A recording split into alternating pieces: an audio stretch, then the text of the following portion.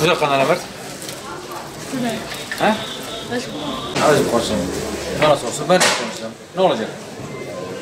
Uçak mı olacak?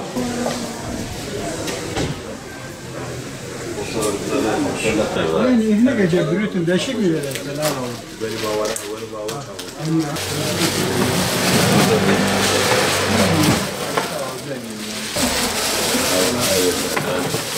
مو حابين ده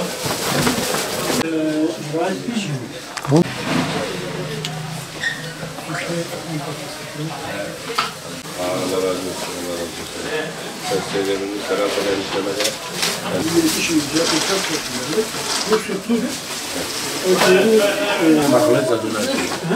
Bir şunu yapıyorum. Malda malda. Şekeri zaten değişik.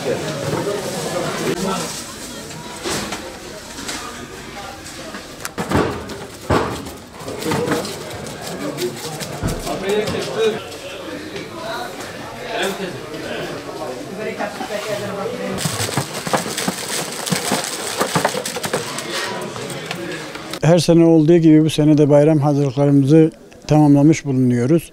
Şeker çeşitlerimiz hemen hemen her çeşit mevcuttur. Tezgahlarda şekerlerimizi açtık, müşterilerimizi bekliyoruz. Lokum var, badem var, şeker çeşitleri yani kalitesine göre çeşit olarak var. Mesela 100 liradan başlayan şekerlerimiz var ve bu peyderpey kalitesine göre fiyatı yükselebiliyor. Şu an 800-1000 liraya kadar da satabileceğimiz şekerlerimiz mevcuttur. Geçen seneye göre bir artış oldu. Özellikle kakao dünya genelinde bir zam aldığı için bu dolayısıyla bütün şekerlere sirayet etti.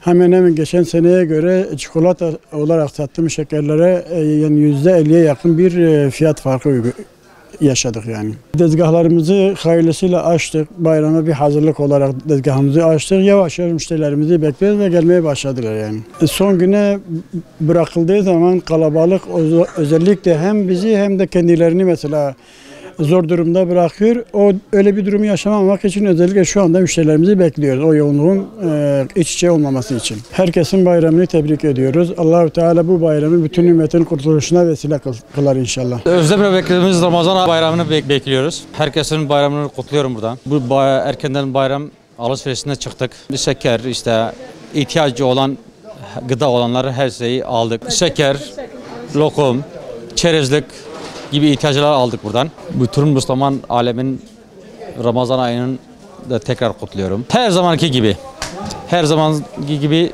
sürprizler dolu. Her birinden alamıyoruz. İmkanımıza göre aldık.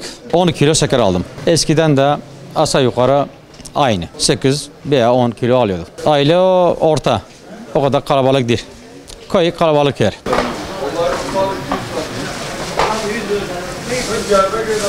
Bu çay kaç para? O çay 400 lira. Bu nasıl bu iş?